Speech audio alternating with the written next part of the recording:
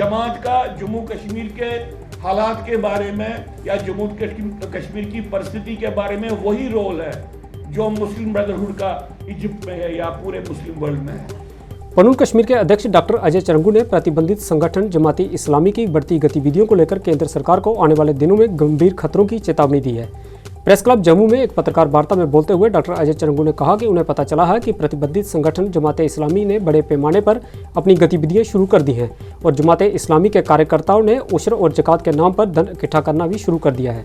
पनून कश्मीर के अध्यक्ष ने सरकार को प्रतिबंधित संगठन जमाते इस्लामी से किसी भी तरह के समझौते से बचने की चेतावनी देते हुए कहा कि पूर्व की सरकारों ने भी ऐसा ही किया था, जिसके गंभीर परिणाम भी देखने को मिले। डॉक्टर अजय चरंगू ने कहा कि पनून कश्मीर जमात पर प्रतिबंध का स्वागत करता है और भारत सरकार से आतंकवादियों के पालन पोषण करने वाले सभी संगठनों और संस्थानों पर प्रतिबंध लगाने का आग्रह करता है। हम आपके माध्यम से सरकार को कहें कि भाई इस बात को लेके आप बिल्कुल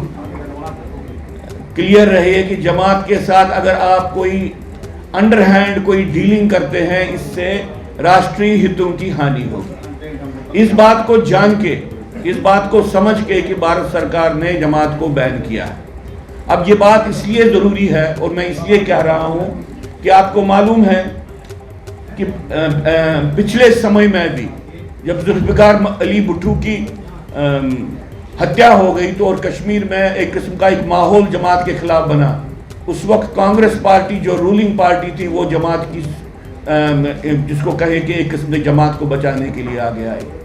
और वो रिलेशनशिप बाद में आधार बनी जमात और नेशनल कॉन्फ्रेंस की रिलेशनशिप के लिए।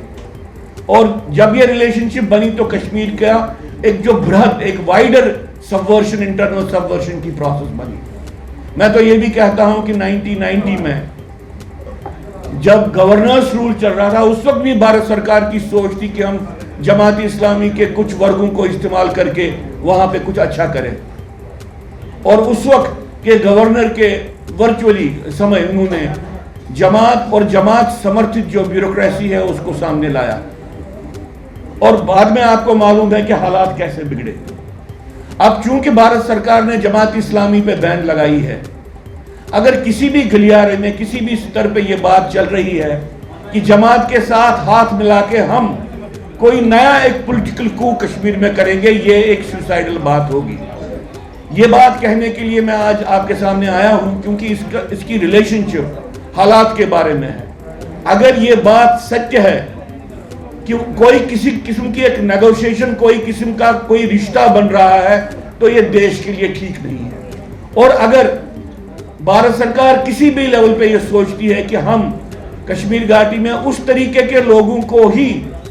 इन्वॉल्व करके कुछ काम करेंगे जैसे पुरानी सरकारों ने किया है, तो ये एक गलत बात होगी। मैं समझता हूं कि एक सुसाइडल एक अप्रोच होगा। हम कोई सरकार को ब्लेम नहीं कर रहे हैं, लेकिन उनको चेता रहे हैं कि जमात के साथ कोई भी अंडरहैंड डीलिंग करना बड़ा घातक होगा। जमात का जम्मू कश्मीर के हालात के बारे में या जम्मू कश्मीर की परिस्थिति के बारे में वही रोल है जो मुस्लिम ब्रदरहुड का इजिप्ट में है या पूरे मुस्लिम वर्ल्ड में है।